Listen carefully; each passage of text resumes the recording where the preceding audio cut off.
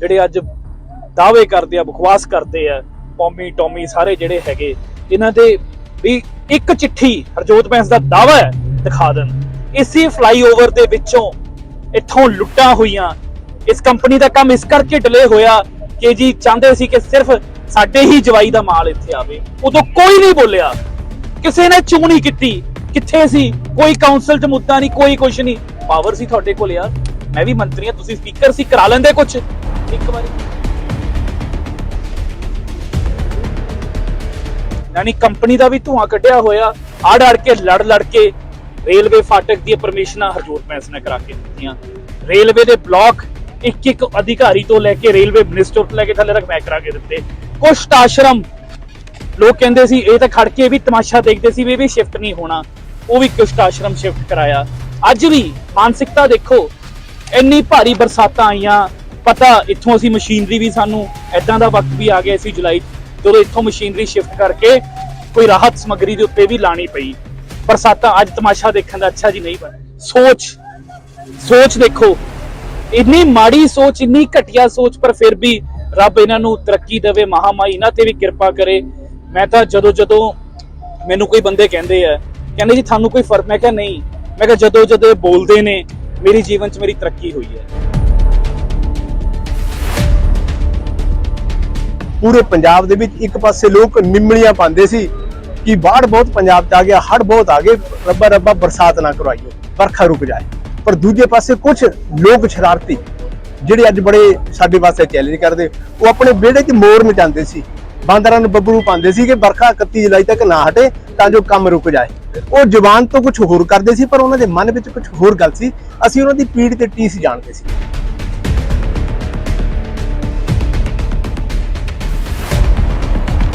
नमस्कार दोस्तों, आप देख रहे हैं सिटी हलचल। मैं हूं आपके साथ अशोक चोपड़ा। नंगल निवासियों और हिमाचल से चंडीगढ़ और चंडीगढ़ से हिमाचल की ओर आने वाले वाहन चालकों के लिए बड़ी राहत की खबर लेकर आई हैं। और राहत की खबर यह है कि इसी महीने नंगल के निर्माणाधीन फ्लाईओवर की एक साइड आम जनता के लिए खोल देने का रास्ता पूरी तरह साफ हो गया और इसी महीने में शहर वासियों को जाम से पूरी तरह निजात भी मिल जाएगी। हम ऐसा इसलिए कह रहे हैं क्योंकि नंगल के राजीव गांधी चौक के निकट रेलवे ट्रैक के ऊपर से गुजर रहे फ्लाईओवर पर लेंटर डालने का कार्य मुकम्मल हो गया और प्रदेश के शिक्षा मंत्री एडवोकेट हरजोत सिंह बैंस खुद अपनी टीम के साथ देर रात तक उक्त फ्लाईओवर पर लेंटर डालने के कार्य को पूरा करवाने के लिए मौके पर ही खड़े रहे। मैं भाई नाल आया, मैं वाले भाई इकट्ठे आए भाई। अच्छा, और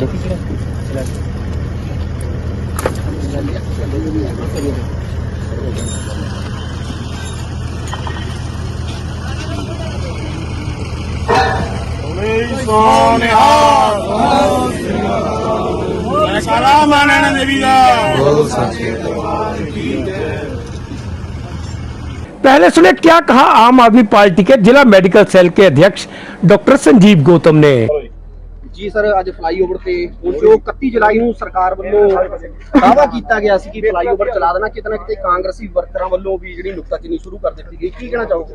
ਅੱਜ ਸਰ 31 ਜੁਲਾਈ ਹੈ ਔਰ ਅੱਜ ਸਮਾਂ ਲਗਭਗ 7:45 ਕਿੰਨਾ ਇੰਨਾ ਕੀ ਹੋਇਆ ਜਿਹੜਾ ਲੰਬੇ ਸਮੇਂ ਤੋਂ ਇੱਕ ਬੜਾ ਅਟਕਿਆ ਹੋਇਆ ਕੰਮ ਸੀ, ਅੱਜ ਉਹਦੀ ਲਾਸਟ ਸਲੈਬ 12 ਵਜੇ ਤੋਂ ਪਹਿਲੇ 31 ਜੁਲਾਈ ਤੋਂ ਪੈ ਜਾਏਗੀ।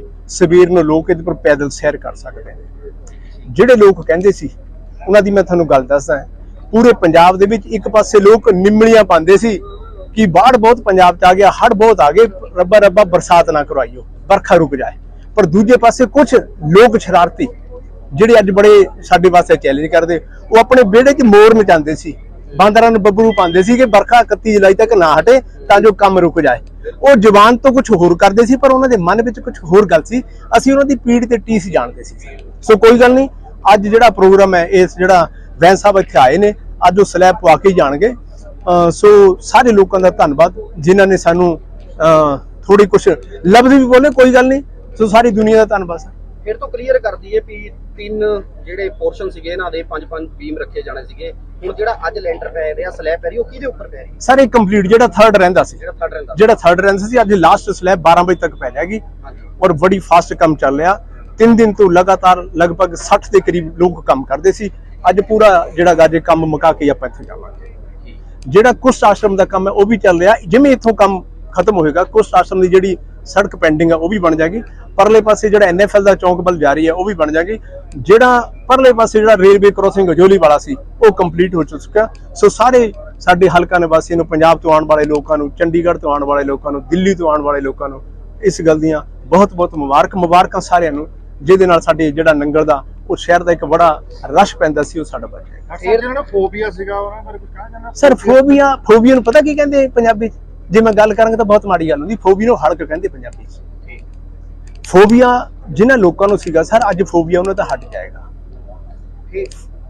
ਹਾਂਜੀ ਠੀਕ ਹੈ, ਕੋਈ ਨਹੀਂ ਸਰ, ਸਵਾਲ ਪੁੱਛ ਲਓ ਸਰ, ਕੋਈ ਗੱਲ ਨਹੀਂ।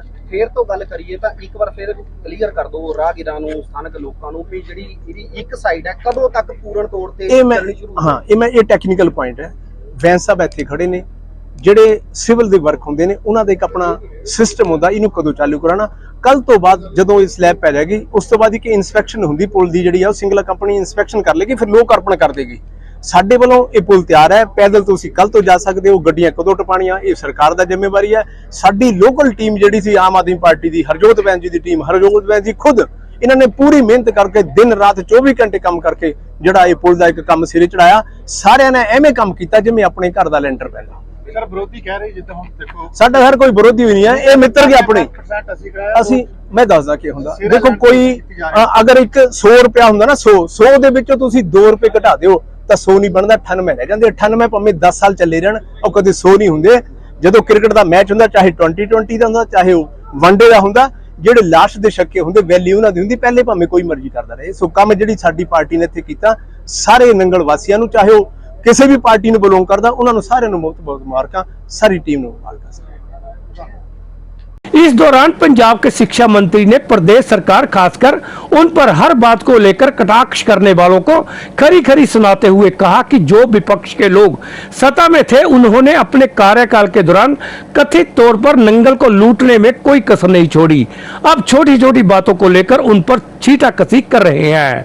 उन्होंने कहा कि जब से वह सत्ता में आए हैं वह विभिन्न विभागों से भाग दौड़ कर एनओसी प्राप्त की ताकि फ्लाईओवर का निर्माण जल्द पूरा हो सके, और सत्ता पक्ष के लोगों ने अड़चने पैदा करने के अलावा कुछ नहीं किया।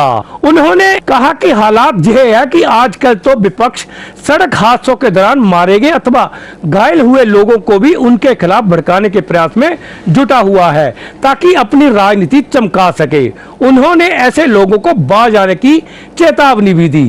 और क्या कहा शिक्षा मंत्री एडवोकेट हरजोत सिंह बैंस ने, आप खुद ही सुने। ਸਾਡੇ ਖੂਬਸੂਰਤ ਸ਼ਹਿਰ ਨੰਗਲ ਦੀ ਜਿਹੜਾ ਪਿਛਲੇ ਕਈ ਦਹਾਕਿਆਂ ਤੋਂ ਸਾਲ ਦਰ ਸਾਲ ਉਜੜਦਾ ਹੀ ਆਇਆ, ਉਸ ਦੀ ਇੱਕ ਗੱਲ ਹੋਰ ਮੁਸੀਬਤ ਪਾ ਦਿੱਤੀ ਸੀ, ਜਿਹੜਾ ਕਈ ਪਿਛਲੇ 6 ਸਾਲਾਂ ਤੋਂ ਇਹ ਫਲਾਈਓਵਰ ਦੇ ਨਾਮ ਦੇ ਉੱਤੇ ਪਤਾ ਨਹੀਂ ਕਿੰਨੀਆਂ ਕੀਮਤੀ ਜਾਨਾਂ, ਕਿੰਨੀਆਂ ਹਜ਼ਾਰਾਂ ਕਰੋੜ ਦਾ ਲੀਟਰ ਡੀਜ਼ਲ, ਪੈਟਰੋਲ, ਹੋਰ ਪਤਾ ਨਹੀਂ ਕਿੰਨੇ ਲੋਕਾਂ ਨੇ ਇੱਥੇ ਖੜ ਕੇ ਆਪਣੀਆਂ ਨੌਕਰੀਆਂ, ਹੋਰ ਪਤਾ ਨਹੀਂ ਕੀ ਕੁਛ, ਐਂਬੂਲੈਂਸਾਂ ਫਸੀਆਂ ਰਹੀਆਂ।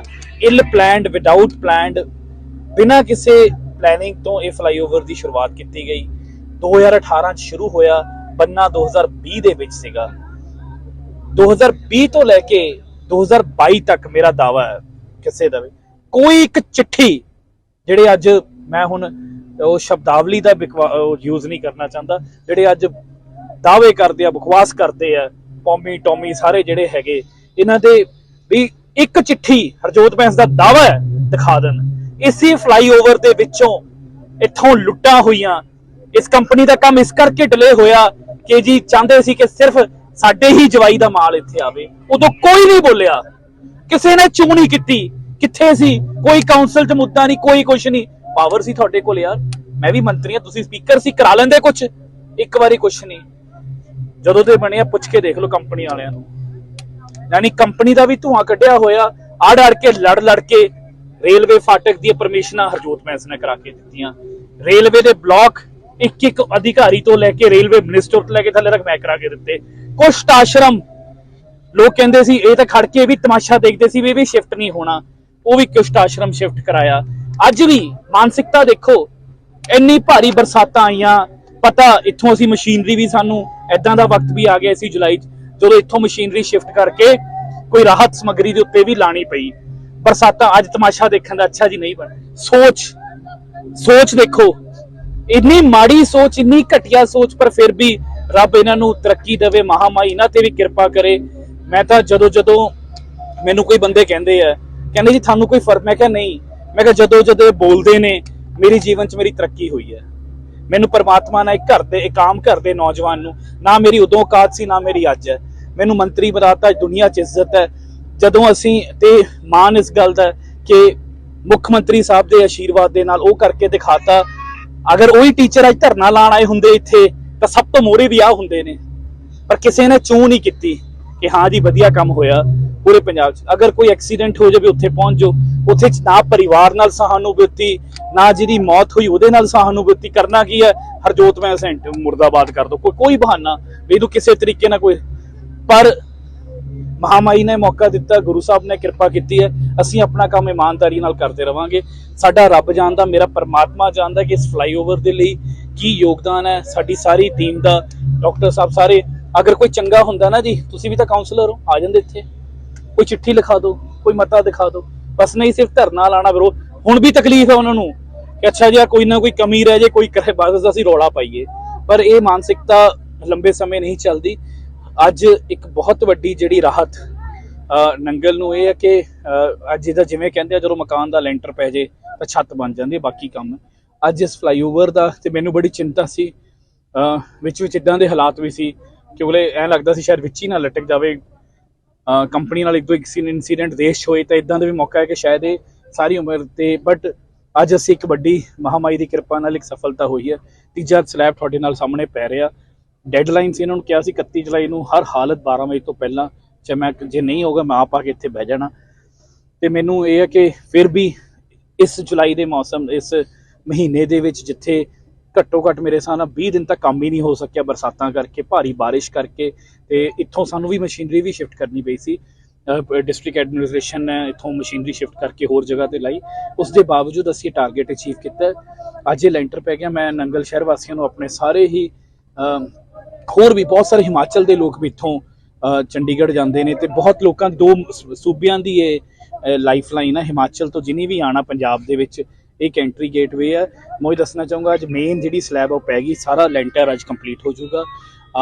ਤੁਸੀਂ ਇਹ ਲਾ ਲਓ, ਕੁਛ ਟੈਸਟ ਹੈ ਉਹ ਵੀ ਨਾਲ ਚਲਾਉਂਦੇ ਰਵਾਂਗੇ, ਤੇ 15 ਦਿਨ ਬਾਅਦ ਇਹ ਕਹਿੰਦੇ ਇਹਦਾ ਸ਼ਟਰਿੰਗ ਖੁੱਲ ਜੂਗੀ। ਦੋਨੋਂ ਪਾਸੇ ਦੀ ਅਪਰੋਚ ਸੜਕਾਂ ਦੇ ਉੱਤੇ ਵੀ ਕੰਮ ਬਹੁਤ ਤੇਜ਼ੀ ਨਾਲ ਚੱਲ ਰਿਹਾ। ਤੁਸੀਂ ਸਭ 10-15 ਦਿਨ 'ਚ ਉਹ ਵੀ, ਯਾਨੀ ਅਗਲੇ 10-12-15 ਦਿਨ 'ਚ ਟੋਟਲ ਫਲਾਈਓਵਰ ਨੂੰ ਜਿਹੜਾ ਹੈ ਉਹ ਅਸੀਂ ਕਰ ਦਾਂਗੇ, ਤੇ ਇੱਕ ਬਹੁਤ ਵੱਡਾ ਰਿਸਪਾਈਟ, ਬਹੁਤ ਵੱਡੀ ਰਿਲੀਫ ਆਪਣੇ ਸ਼ਹਿਰ ਵਾਸਤੇ, ਤੇ ਉਹ ਸਾਰੇ ਯਾਤਰੀਆਂ ਲਈ ਜੋ ਇੱਕ ਕੋਨੇ ਤੋਂ ਦੂਜੇ ਕੋਨੇ ਜਾਂਦੇ ਹੋਊਗਾ।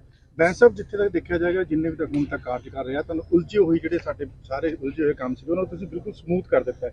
ਕਿ ਕਿਵੇਂ ਸਾਰਾ ਕੋਈ ਗੱਲ ਨਹੀਂ ਜੀ, ਕਿਰਪਾ ਹੈ ਜੀ। ਦੇਖੋ ਨੀਤਾਂ ਨੂੰ ਮੁਰਾਦਾਂ ਹੁੰਦੀਆਂ, ਕਈਆਂ ਅਰਬਾਂ ਖਰਬਾਂ ਹੋ ਕੇ ਵੀ ਅੱਜ ਉਹ ਲੋਕਾਂ ਨੂੰ ਫੋਨ ਕਰਦੇ ਫਿਰਦੇ ਨੇ, ਮੀਟਿੰਗ ਰਖਾ ਲਓ, ਘਰੇ ਬੁਲਾ ਲਓ, ਤੇ ਸਾਡੇ ਕੋਲ ਜੇ ਅਸੀਂ ਆਮ ਘਰਾਂ ਦੇ ਹੋ ਕੇ ਵੀ ਸਾਨੂੰ ਹੋਇਆ, ਨੀਤਾਂ ਨੂੰ ਮੁਰਾਦਾਂ ਹੁੰਦੀਆਂ। ਨੰਗਲ ਸ਼ਹਿਰ ਦੇ ਵਿੱਚ ਪਾਣੀ ਦੀ ਸਮੱਸਿਆ ਜੀ, ਕੋਈ ਨਹੀਂ ਜਾਂਦਾ। ਮੈਂ ਬਾਰ-ਬਾਰ ਇਹਨਾਂ ਨੂੰ ਹਮੇਸ਼ਾ ਕਹਿੰਦਾ, ਕਾਉਂਸਲ ਉੱਥੇ ਬਹਿ ਜਾਣਗੇ ਜੀ, ਅਸੀਂ ਆਪ ਫੜਕ ਅਸੀਂ ਬਣਾ ਦਾਂਗੇ। ਅਸੀਂ ਨੰਗਲ ਸ਼ਹਿਰ ਦੇ 60% ਘਰਾਂ ਨੂੰ ਪਾਣੀ ਦੀ ਦਿੱਕਤ ਹੈ, ਕੋਈ ਨਹੀਂ ਮੁੱਦਾ ਚੱਕਦਾ। ਅਸੀਂ ਲੱਗਿਆ ਕਿ ਨੰਗਲ ਸ਼ਹਿਰ ਨੂੰ ਨਹਿਰੀ ਪਾਣੀ ਮਿਲੇ, ਦਵਾਂਗੇ। ਸਾਲ 1.5 ਸਾਲ 'ਚ ਪ੍ਰੋਜੈਕਟ ਤਿਆਰ ਕਰਾ ਰਿਹਾ। ਨੰਗਲ ਸ਼ਹਿਰ ਸੀਵਰੇਜ ਦੀ ਦਿੱਕਤ ਹੈ, ਕੋਈ ਕਾਉਂਸਲਰ ਨਹੀਂ, ਕੋਈ ਕੁਛ ਨਹੀਂ, ਸਭ ਸਾਰਾ ਦਿਨ ਬਸ ਕੋਈ ਮੁੱਦਾ ਮਿਲ ਜਾਵੇ ਉੱਥੇ ਹਰਜੋਤ ਮੈਸ ਨੂੰ। ਨੰਗਲ ਸ਼ਹਿਰ ਦੀ ਸਟਰੀਟ ਲਾਈਟਾਂ, ਮਸ਼ਹੂਰ ਸਟਰੀਟ ਲਾਈਟਾਂ, ਉਹਦਾ ਹਾਲ ਤੁਸੀਂ, ਮੈਂ ਕਹਿੰਦੀ ਬਾਰ-ਬਾਰ, ਯਾਨੀ ਹੁਣ ਜਿਸ ਦਿਨ ਕਾਰਵਾਈ ਕਰਾਂਗੇ ਪਤਾ ਲੱਗੂਗਾ ਇਹਨਾਂ ਨੂੰ ਕੀ ਹੁੰਦਾ। ਅਸੀਂ ਬਾਰ-ਬਾਰ ਕਹਿ ਕੇ ਦੇਖ ਲਿਆ, ਕੋਈ ਕੰਸਟਰਕਟਿਵ ਕੰਮ ਸ਼ਹਿਰ ਦੇ ਵਿੱਚ, ਕੋਈ ਕੰਸਟਰਕਟਿਵ ਕੰਮ ਨਹੀਂ ਕਰਨਾ। ਵੀ ਮੈਂ ਐਮਐਲਏ, ਮੈਂ ਆਪਣੀ ਡਿਊਟੀ ਕਰ ਰਿਹਾ। ਵਿਧਾਨ ਸਭਾ 'ਚ ਮੇਰੀ ਪਰਫਾਰਮੈਂਸ ਦੇਖ ਲਓ, ਬਤੌਰ ਮਿਨਿਸਟਰ ਮੈਨੂੰ ਮੰਤਰੀ, ਮੇਰੇ ਮੁੱਖ ਮੰਤਰੀ ਸਾਹਿਬ ਨੇ ਬਣਾਇਆ, ਬਤੌਰ ਮਿਨਿਸਟਰ ਮੇਰੀ ਪਰਫਾਰਮੈਂਸ ਜੱਜ ਕਰ ਲਈ ਜਾਵੇ, ਬਤੌਰ ਐਮਐਲਏ ਮੇਰੀ ਪਰਫਾਰਮੈਂਸ ਜੱਜ ਕਰ ਲਈ ਜਾਵੇ। ਵਿਧਾਨ ਸਭਾ ਦੇ ਵਿੱਚ ਕੋਈ ਮੁੱਦਾ ਚੱਕਣਾ ਹੋਵੇ, ਕਿਸੇ ਚੀਜ਼ ਦਾ ਜਵਾਬ ਦੇਣਾ ਹੋਵੇ, ਉਹਦੇ 'ਚ ਤੁਹਾਡੀ ਪਰਫਾਰਮੈਂਸ ਕੀ ਹੈ? ਤੁਹਾਡੇ ਕੋਲ ਇਸ ਸਭ ਤੋਂ ਜਿਹੜੀ ਨੰਗਲ ਦੀ ਸਭ ਤੋਂ ਮਸ਼ਹੂਰ ਕਾਉਂਸਲ ਸੀ, ਤੁਸੀਂ ਦਾ ਹਾਲ ਕੀ ਕਰਤਾ? ਤੁਸੀਂ ਅੱਜ ਨੰਗਲ ਰੋਜ਼ ਮੈਨੂੰ ਵਿਚਾਰੇ ਕਦੀ ਕਿਸੇ ਵਾਰਡ ਤੋਂ, ਕਦੀ ਕਿਸੇ ਵਾਰਡ ਤੋਂ, ਅਸੀਂ ਜਾ ਕੇ ਪਾਈਪ ਲਭਵਾ ਕੇ ਤੁਹਾਡੇ ਸਾਹਮਣੇ ਅਸੀਂ ਪਾਣੀ ਚਲਾਉਂਦੇ ਆਂ, ਤੁਸੀਂ ਨਹੀਂ ਘੁੰਮ ਸਕਦੇ। ਸਿਰਫ ਆਹ ਸਾਜ਼ਿਸ਼ਾਂ ਕਰਨੀਆਂ ਹੀ ਹੈ। ਅੱਛਾ ਜੀ, ਆਹ ਕਰਤਾ, ਉਹ ਕਰਤਾ, ਇਹ ਕਰਤਾ, ਸਿਰਫ ਸਾਜ਼ਿਸ਼ਾਂ ਕਰਨੀਆਂ ਹੀ ਆਉਂਦੀਆਂ। ਕਿਉਂ ਨਹੀਂ ਇੱਥੇ ਕਦੀ ਆਏ? ਅਸੀਂ ਸਫਾਈ ਮੁਹਿੰਮ ਕੀਤੀ ਸੀ, ਕੋਈ ਨਹੀਂ ਸਫਾਈ ਚੱਕਣ ਆਇਆ। ਹੁਣ ਅਸੀਂ ਕਵਾਂਗੇ ਪੌਦੇ ਲਾਣੇ ਆ ਇਸ ਮਹੀਨੇ, ਲਾਣ ਆ ਕੇ ਲਾਣ, ਚੰਗਾ ਕੰਮ ਕਰੋ ਯਾਰ। ਰਾਜਨੀਤੀ ਆਪਣੀ ਜਗ੍ਹਾ ਚੱਲਦੀ ਰਹਿੰਦੀ ਹੈ, ਮੁੱਦਿਆਂ ਦੇ ਉੱਤੇ ਘੇਰ ਲਿਓ, ਕੋਈ ਚੰਗੀ ਗੱਲ ਤੁਸੀਂ ਕੋਈ, ਪਰ ਸ਼ਹਿਰ ਵਾਸਤੇ ਤਾਂ ਇਕੱਠੇ ਹੋ ਜਾਓ। ਪਰ ਨਹੀਂ, ਅੱਜ ਉਹਨਾਂ ਦੇ ਹੁਣ ਵੀ ਕਿਤੇ ਬੈਠ ਕੇ ਨਾਲੇ ਤਾਂ ਹੁੰਦੇ ਨੇ, ਅੱਛਾ ਯਾਰ ਸਲੈਬ ਪੈਣ ਲੱਗ ਗਈ, ਦੁੱਖ ਹੁੰਦਾ ਹੋਣਾ, ਕੋਈ ਸਕੂਨ ਨਹੀਂ ਮਨਾਣਾ, ਉਹਨੀ ਸਕੂਨ ਨਹੀਂ, ਕਿਉਂਕਿ ਉਹਦੀ ਸੋਚ ਮਾੜੀ ਹੈ। ਪਰ ਮੈਂ ਫਿਰ ਕਹੂੰਗਾ ਕਿ ਨੀਤਾਂ ਨੂੰ ਬਹੁਤ ਮੁਰਾਦਾਂ ਹੁੰਦੀਆਂ, ਪ੍ਰਮਾਤਮਾ ਇੰਨੀ ਕਿਰਪਾ ਕਰਦਾ ਜੀ, ਮੇਰੇ ਤੋਂ ਵੱਡੀ ਕੋਈ ਮਿਸਾਲ ਨਹੀਂ। ਪੰਜਾਬ ਦਾ ਸਭ ਤੋਂ ਨੌਜਵਾਨ ਮੰਤਰੀ ਬਣਾਤਾ, ਇੰਨਾ ਕੁਝ ਦਿੱਤਾ ਮੇਰੇ ਮੌਲਾ ਨੇ। ਉਹ ਸਿਰਫ ਮੈਂ ਹੀ ਸੋਚਦਾ ਕਿ ਉਹ ਦੁਆਵਾਂ ਕਰਕੇ ਤੇ ਚੰਗੀ ਨੀਅਤ ਕਰਕੇ ਇਹ ਨਹੀਂ ਬੋਲਿਆ, ਉਹਨਾਂ ਮੈਂ ਹੋਰ ਉੱਤੇ ਚੜਿਆ, ਤੇ ਮੈਨੂੰ ਆਸ ਹੈ ਕਿ ਇਦਾਂ ਹੀ ਬੋਲਦੇ ਰਹਿਣ ਤੇ ਮੈਂ ਇਦਾਂ ਹੀ ਤਰੱਕੀ ਕਰਦਾ ਰਹੂੰ। ਬੈਂਸ ਸਾਹਿਬ, ਬੜੀ ਵੱਡੀ ਉਪਲਬਧੀ ਜਿਹੜੀ ਅੱਜ ਹੋਈ ਹੈ ਤਾਂ ਹੈ, ਲੇਕਿਨ ਇਸ ਤੋਂ ਛੱਡ ਕੇ ਅੱਜ ਤੁਸੀਂ ਆਏ ਹੋ, ਇੱਕ ਵੱਡੀ ਉਪਲਬਧੀ ਸਿੱਖਿਆ ਦੀ ਗੱਲ ਕਰ ਲਈ ਜਾਵੇ। ਸਿੱਖਿਆ ਵਿਭਾਗ ਦੀ ਦੱਸਿਆ, ਕਿਹਾ ਜਾਂਦਾ ਸਿੱਖਿਆ ਵਿਭਾਗ ਦੇ ਮੰਤਰੀ ਤਾਂ ਇਦਾਂ ਆਉਂਦੇ, ਲੇਕਿਨ ਤੁਸੀਂ ਉਹ ਵੀ ਬੱਲਾ ਮਾਰ ਦਿੱਤੀਆਂ। ਨਹੀਂ ਜੀ, ਦੇਖੋ ਇਹ ਸਭ ਅੱਜ ਪੰਜਾਬ ਦੇ ਵਿੱਚ ਇੱਕ ਸਿੱਖਿਆ ਕ੍ਰਾਂਤੀ ਚੱਲ ਰਹੀ ਹੈ। ਸਿਰਫ ਅਨੰਦਪੁਰ ਸਾਹਿਬ ਹਲਕੇ ਦੇ ਸਕੂਲਾਂ ਨੂੰ 50 ਕਰੋੜ ਰੁਪਏ ਦਾ ਪੈਕੇਜ ਲੈ ਕੇ ਆ ਰਹੇ। ਨੰਗਲ ਦੇ ਸਕੂਲਾਂ ਦੀ ਬੁਰੀ ਹਾਲਤ, ਇਹਨਾਂ ਚੋਂ ਕਦੀ ਕੋਈ ਨਹੀਂ ਗਿਆ। ਨੰਗਲ ਦੇ ਰੇਲਵੇ ਰੋਡ ਦੇ ਉੱਤੇ ਪਿਛਲੇ 1 ਸਾਲ ਤੋਂ, ਇਹਨਾਂ ਨੂੰ ਪੁੱਛੋ, ਕਾਉਂਸਲ ਨੂੰ ਪੁੱਛੋ, ਕਿਸੇ ਨੇ ਚਿੱਠੀ ਲਿਖੀ? ਮੈਂ ਰੋਜ਼ ਲੜਦਾ BBMB ਨਾਲ, ਮੈਂ ਕਿਹਾ ਜੀ ਮੈਂ ਪੈਸੇ ਲਾਉਂਗਾ, 1 ਕਰੋੜ ਰੁਪਇਆ ਮੇਰੇ ਕੋਲ ਤਿਆਰ ਪਿਆ, ਜ਼ਮੀਨ ਦੇ ਦਿਓ, ਇੱਕ ਜ਼ਮੀਨ ਵੀ ਆਇਡੈਂਟੀਫਾਈ ਐਨਓਸੀ ਦੇ ਦਿਓ ਅਸੀਂ ਨੂੰ। ਕੋਈ ਨਹੀਂ ਬੋਲਦਾ ਜੀ, ਉਹਦੇ ਤੇ ਕਿਉਂ ਨਹੀਂ ਬੋਲਦੇ ਯਾਰ? ਬੋਲੋ ਉਹਦੇ ਤੇ। ਨੰਗਲ ਦੇ ਬੱਚਿਆਂ ਨੇ ਪੜ੍ਹਨਾ, ਪੈਸੇ ਲਾਉਣ ਨੂੰ ਮੇਰਾ ਮਹਿਕਮਾ ਹੈ, ਕਦੀ DC, ਪਰ ਉਹਦੇ 'ਚ ਨਹੀਂ, ਬਸ ਕਨਫਿਊਜ਼। ਕਦੀ ਕਾਉਂਸਲ ਕਹਿੰਦੀ ਸਾਡੀ ਹੈ ਨਹੀਂ, ਕਦੀ BB ਨੇ। ਹੋਰ ਨੰਗਲ ਦੇ ਤੁਸੀਂ ਕਦੀ ਕਰੋ, ਇੰਪਰੂਵਮੈਂਟ ਕਰੋ, ਮੇਰੇ ਤੋਂ ਮੰਗੋ ਆ ਕੇ ਪੈਸੇ। ਅੱਜ ਅਸੀਂ 50 ਕਰੋੜ ਰੁਪਏ ਦੀ ਲਾਗਤ ਦੇ ਨਾਲ ਪੂਰੇ ਹਲਕੇ ਦੇ ਸਕੂਲਾਂ ਨੂੰ ਠੀਕ ਕਰ ਰਹੇ ਹਾਂ। ਅੱਜ ਸਿੱਖਿਆ ਕ੍ਰਾਂਤੀ ਦੇ ਵਿੱਚ ਯਾਨੀ ਪੰਜਾਬ ਦੇ ਵਿੱਚ ਹਰ ਸ਼ਖਸ ਇਹ ਮੰਨਦਾ, ਮੈਂ ਨਹੀਂ ਕਹਿੰਦਾ ਸਾਰੇ ਸਕੂਲ ਮੈਂ ਠੀਕ ਕਰਤੇ, ਪਰ ਇਹ ਮੰਨਦਾ ਕਿ ਨਹੀਂ, ਸਰਕਾਰੀ ਸਕੂਲਾਂ ਦੇ ਵਿੱਚ ਦਿਨ ਪ੍ਰਤੀ ਦਿਨ ਬਦਲਾਅ ਹੋ ਰਿਹਾ। ਜਦੋਂ ਮੈਨੂੰ ਮਹਿਕਮਾ ਮਿਲਿਆ ਸੀ ਉਸ ਦਿਨ ਤੋਂ ਵੀ ਇਹ ਨਹੀਂ ਖੁਸ਼ੀਆਂ, ਕਹਿੰਦੇ ਅੱਛਾ ਹੁਣ ਵਧੀਆ ਹੈ, ਧਰਨੇ ਲੱਗਣਗੇ, ਅਸੀਂ ਜਾ ਕੇ ਬੋਲਾਂਗੇ। ਹੁਣ ਜੇ ਕੋਈ ਧਰਨਾ ਲੱਗੇ, ਸਭ ਤੋਂ ਮੋਹਰੇ ਹੁੰਦੇ ਆ ਜਿਹੜੇ ਇੱਥੇ ਭਲਾਣ ਬੈਠੇ ਸੀ, ਉੱਥੇ ਬੈਠੇ ਸੀ। ਮੈਂ ਤੁਹਾਨੂੰ ਜਿਵੇਂ ਦੇਖੋ, ਕਿਸੇ ਦੇ ਨਾਲ ਕਿਸੇ ਦੀ ਵੀ ਬੱਚੇ ਦੀ, ਯਾਨੀ ਪ੍ਰਮਾਤਮਾ ਕਿਸੇ ਤੋਂ ਵੀ ਉਸ ਦਾ ਬੱਚਾ ਨਾ ਖੋਵੇ, ਕਿਸੇ ਤੋਂ ਉਹਦਾ ਕੋਈ ਪਰਿਵਾਰਕ ਮੈਂਬਰ ਨਾ ਖੋਵੇ, ਪਰ ਕੀ ਉੱਥੇ ਜਾ ਕੇ ਕੀ ਬੋਲ ਕੇ ਹਰਜੋਤ ਬੈਂਸ ਨਹੀਂ ਚਾਹੁੰਦੇ। ਇਹ ਨੰਬਰ 1। ਮੈਂ ਕਿਹਾ ਕੀ ਕਸੂਰ ਹੈ ਜੀ? 12 ਵਾਰੀ ਉਸ ਸੜਕ ਤੇ ਮਿੱਟੀ ਪਵਾਈ, 12 ਵਾਰੀ। ਇਹ ਫਲਾਈਓਵਰ ਤੁਸੀਂ ਬਣਾਇਆ, ਉਹਦੇ ਲਈ ਪੈਸੇ ਅੜਦੇ ਅਸੀਂ, ਉਹਨੂੰ ਲਿਖਿਆ ਜੀ ਜਦੋਂ ਕਿ ਵੀ ਤੁਸੀਂ ਉੱਤੇ ਪੈਚ ਵਰਕ ਨਹੀਂ ਕਰ ਸਕਦੇ ਬਰਸਾਤਾਂ 'ਚ। ਉਹ ਰੂਲ ਤੜਵਾਉਣ ਲਈ ਮੈਂ ਅਫਸਰਾਂ ਨਾਲ ਲੜਦਾ, ਉੱਥੇ ਹਾਦਸਾ ਹੋ ਜਾਂਦਾ, ਉੱਥੇ ਜਾ ਕੇ ਐਵੇਂ ਇੱਲਾਂ ਨਹੀਂ ਹੁੰਦੀਆਂ, ਇੱਲਾਂ ਕਿ ਕਿਤੇ ਕੁਝ ਹੋ ਜਾਏ। ਭਰਤਗੜ੍ਹ ਦੇ ਵਿੱਚ ਮੈਂ ਤੁਹਾਨੂੰ ਦੱਸਣਾ ਚਾਹੂੰਗਾ, ਭਰਤਗੜ੍ਹ ਦਾ ਇੱਕ ਜਾਨੀ ਉੱਥੇ ਆਲੋਵਾਲ ਦੇ ਵਿੱਚ ਇੱਕ ਮੁੰਡਾ ਪਬਲਿਕ ਸੈਂਡ ਮਾਈਨ, ਜਿਹੜੀਆਂ ਸਰਕਾਰੀ ਰੇਤ ਦੀਆਂ ਖੱਡਾਂ, ਉਹਦੇ ਥੱਲੇ ਆ ਕੇ ਮਰ ਗਿਆ। ਮੈਂ ਉਹਨਾਂ ਦੇ ਘਰ ਗਿਆ, ਉਸਦੇ ਪਿਤਾ, ਘਰ ਦੇ ਵਿੱਚ ਬਹੁਤ ਗਰੀਬੀ, ਉਸਦੇ ਪਿਤਾ ਨੂੰ ਸਲਾਮ ਜ਼ਮੀਰਾਂ। ਉੱਥੇ ਪੁੱਜ ਗਏ 4-5 ਜਣੇ, ਜਿੰਨਾ ਟੋਲਾ ਹੈ। ਪਤਾ ਕੀ ਜਾ ਕੇ ਕਹਿੰਦੇ ਜੀ ਤੁਸੀਂ ਡੈੱਡ ਬੋਡੀ ਰੱਖੋ ਭਰਤਗੜ੍ਹ ਰੋਡ ਦੇ ਉੱਤੇ, ਤੁਹਾਨੂੰ ਅਸੀਂ ਪੈਸੇ ਦਵਾਵਾਂਗੇ, ਨਾਲੇ ਹਰਜੋਤ ਬੈਂਸ ਦਾ ਅਸੀਂ ਪੁਤਲਾ ਫੂਕਾਂਗੇ।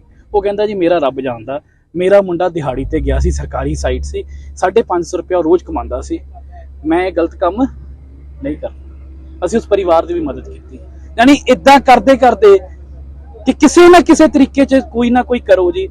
ਕਿੰਨੀ ਦੇਰ ਉੱਥੇ ਜੀ ਉਹ ਘਰ ਦਾ ਮਸਲਾ ਆ ਗਿਆ, ਉੱਥੇ ਮੈਂ ਕੋਈ ਸਾਇੰਟਿਸਟ ਬੁਲਾ ਲਓ ਦੁਨੀਆ ਦਾ, ਉਹ ਜਦੋਂ ਜਿਹੜੀ ਚੀਜ਼ ਆਪਾਂ ਬਣਾਈ ਖੱਡ ਤੇ ਹੈ, ਦਰਿਆ ਦੇ ਉੱਤੇ ਹੈ, ਉੱਥੇ ਰਿਲੀਫ ਵਰਕ ਵੀ ਜਾਣੀ ਆਪਾਂ ਇਹ ਨਹੀਂ ਦੇਖਦੇ, ਪਰ ਕੋਈ ਕਿਸੇ ਤੋਂ ਨਕਸ਼ਾ ਕੋਈ ਬੰਦਾ ਦਿਖਾ ਦੇਵੇ ਵੀ ਉਹ ਘਰ ਕਿੱਥੇ ਬਣਿਆ ਹੋਇਆ ਸੀ ਜੀ।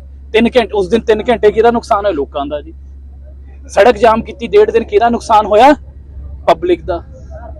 ਇਸ ਕਰਕੇ ਇਹ ਮਾੜੇ ਅਨਸਰ ਹੈ ਤੇ ਆਉਣ ਵਾਲੇ ਸਮੇਂ ਦੇ ਵਿੱਚ ਜੇ ਨਹੀਂ ਸੁਧਰਨਗੇ ਇਹਨਾਂ ਤੇ ਕਾਰਵਾਈ ਵੀ ਕਰਾਂਗੇ। ਇੱਕ ਵਾਰ ਇਹ ਕਲੀਅਰ, ਨੰਗਲ ਨਗਰ ਕੌਂਸਲ ਕਰੋੜਾਂ ਰੁਪਏ ਦਾ ਬਜਟ ਹੈ, ਸ਼ਹਿਰ ਦੀਆਂ ਸੜਕਾਂ ਦਾ ਬੁਰਾ ਹਾਲ ਹੈ। ਡਿਪਟੀ ਕਮਿਸ਼ਨਰ ਨੇ ਆਰਡਰ ਕਰਤੇ ਵੀ ਸੜਕਾਂ ਨੂੰ ਬਣਾਓ, ਮਤਾ ਆ ਗਿਆ ਹਾਊਸ ਦੇ ਵਿੱਚ। ਕੌਂਸਲ ਜਿਹੜੇ ਕਾਂਗਰਸ ਦੇ ਕਾਉਂਸਲਰ ਹੈ, ਇਹਨਾਂ ਨੇ ਉਹਨੂੰ ਮਤੇ ਨੂੰ ਪੈਂਡਿੰਗ ਰੱਖ ਲਿਆ। ਇਹ ਪੈਂਡਿੰਗ ਨਹੀਂ, ਇੱਕ ਵਾਰੀ ਉਹਨੂੰ ਜੀ ਰਿਜੈਕਟ ਵੀ ਕੀਤਾ। ਇਹੀ ਚਾਹੁੰਦੇ ਆ, ਬਾਰ-ਬਾਰ ਇਹੀ ਚਾਹੁੰਦੇ ਆ ਕਿ ਕਿਸੇ ਤਰੀਕੇ ਨਾਲ ਕੋਈ ਇਨਸਾਨ ਜੇ ਚੰਗਾ ਕਰਮ ਕਰਨ ਲੱਗਿਆ ਉਹਨੂੰ ਰੋਕੋ, ਉਹਨੂੰ ਪਰੇਸ਼ਾਨ ਕਰੋ। ਪਰ ਇਹਨੂੰ ਇਹ ਨਹੀਂ ਪਤਾ ਲੋਕ ਬਹੁਤ ਸਿਆਣੇ ਆ। ਤੁਹਾਡੀ ਇਹਨਾਂ ਹਰਕਤਾਂ ਕਰਕੇ ਤੁਹਾਡਾ ਜੋ ਹਸ਼ਰ ਹੋਇਆ ਉਹ ਤੁਹਾਡੇ ਸਾਹਮਣੇ ਅਜੇ ਬਹੁਤਾ ਸਾਲ ਸਵਾ ਸਾਲ ਨਹੀਂ ਹੋਇਆ। ਮਾੜੀ ਨੀਤਾਂ ਨਾਲ ਕਦੀ ਕਿਸੇ ਨੂੰ ਨਹੀਂ ਕੁਝ ਮਿਲਣਾ। ਤੁਸੀਂ ਆਪਣਾ ਕੰਮ ਕਰੋ, ਚੰਗਾ ਪੋਜ਼ਿਟਿਵ ਏਜੰਡਾ ਲੈ ਕੇ ਆਓ। ਵਧੀਆ ਤੁਹਾਡੇ ਕੋਲ ਹਜੇ ਵੀ ਹੈ, ਨੰਗਲ ਦੇ ਕੋਲ 2-2.5 ਸਾਲ ਤੁਹਾਡੇ ਕੋਲ ਕਾਉਂਸਲ ਦੇ ਕੰਮ ਕਰਕੇ ਦਿਖਾਓ।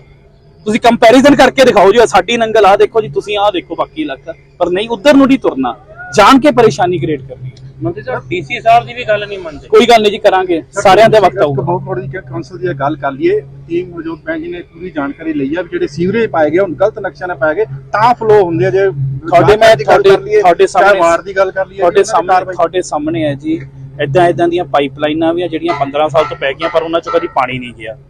ਤਾਂ ਇਹ ਇੰਨੇ ਹਾਲ ਹੈ। ਇੱਕ ਜਿਹਨੂੰ ਤੁਸੀਂ ਕਹਿੰਦੇ ਆ ਜਿੰਨਾ ਛੇੜਾਂਗੇ ਉਹਨਾਂ ਵੱਡਾ ਇਹ ਇਹਨਾਂ ਦੇ ਘਪਲੇ ਆ, ਪਰ ਇੱਧਰ ਨੂੰ ਤੁਰ ਰਹੇ ਆ ਤੇ ਨਾਲ ਹੀ ਲੋਕਾਂ ਨੂੰ ਰਿਸਪਾਈਟ ਵੀ ਦੇਣਾ। ਲਾਸਟ ਵਿੱਚ ਗੱਲ ਕਰੀਏ ਤਾਂ ਫਲਾਈਓਵਰ ਕਿਤੇ ਨਾ ਕਿਤੇ ਕਮੈਂਟਾਂ 'ਚ ਸੋਸ਼ਲ ਮੀਡੀਆ 'ਚ ਇਹੀ ਵਾਇਰਲ ਹੋਣੀ ਵੀ ਕਦੋਂ ਤੱਕ ਇੱਕ ਸਾਈਡ ਜਿਹੜੀ ਚੱਲ ਕੇ ਮੁਕੰਮਲ ਹੋ ਜਾਏ। ਤੁਹਾਡੇ ਸਾਹਮਣੇ ਆ ਦੋਸਤ, ਤੁਹਾਡੇ ਸਾਹਮਣੇ ਆ, ਤੁਹਾਡੇ ਸਾਹਮਣੇ ਅੱਜ ਮੈਂ ਇੱਥੇ ਹੀ ਬੈਠੂੰਗਾ। ਤੁਸੀਂ ਸ਼ਾਇਦ ਪਹਿਲਾਂ ਚਲੇ ਜਾਓ ਪਰ ਮੈਂ ਇੱਥੇ ਬੈਠੂੰਗਾ, ਇਹਨੂੰ ਕਰਾ ਕੇ ਜਾਊਂਗਾ। ਮੇਰੀ ਜ਼ਿੰਮੇਵਾਰੀ ਹੈ, ਮੇਰਾ ਹਲਕਾ, ਮੇਰੇ ਲੋਕ ਹੈ, ਉਹਨਾਂ ਦਾ ਇੱਕ ਘੰਟਾ ਕਿਉਂਕਿ ਉਹਨੇ ਨਹੀਂ ਦੇਖਣਾ ਕੌਣ ਸੀ 4 ਸਾਲ ਪਹਿਲਾਂ।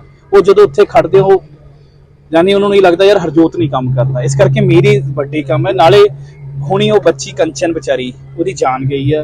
ਹੋਰ ਨਾ ਮੈਨੂੰ ਤੇ ਵੀ ਡਰ ਲੱਗਦਾ ਜਿਵੇਂ, ਇਸ ਕਰਕੇ ਇਹਦੇ ਤੇ ਲਗਾਤਾਰ ਤੁਸੀਂ ਇੱਥੇ ਨਿਸ਼ਚਿੰਤ ਰਹੋ। ਇਹਨੂੰ ਕਰਕੇ ਇਹਦੇ ਹੋ ਗਿਆ 14 ਦਿਨ ਬਾਅਦ ਇਹਦੀ ਸ਼ਟਰਿੰਗ ਖੁੱਲੂਗੀ। ਦੋਨੋਂ ਪਾਸੇ ਦੀ ਅਪਰੋਚ ਸੜਕਾਂ ਤੁਸੀਂ ਸਵੇਰੇ ਜਾ ਕੇ ਦੇਖ ਲਓ, ਦੋਨੋਂ ਪਾਸੇ ਲਗਾਤਾਰ ਕੰਮ ਚੱਲ ਰਿਹਾ। ਅਗਲੇ 14-15 ਦਿਨ ਨੂੰ ਬਿਲਕੁਲ ਰੈਡੀ ਕਰ ਦਾਂਗੇ।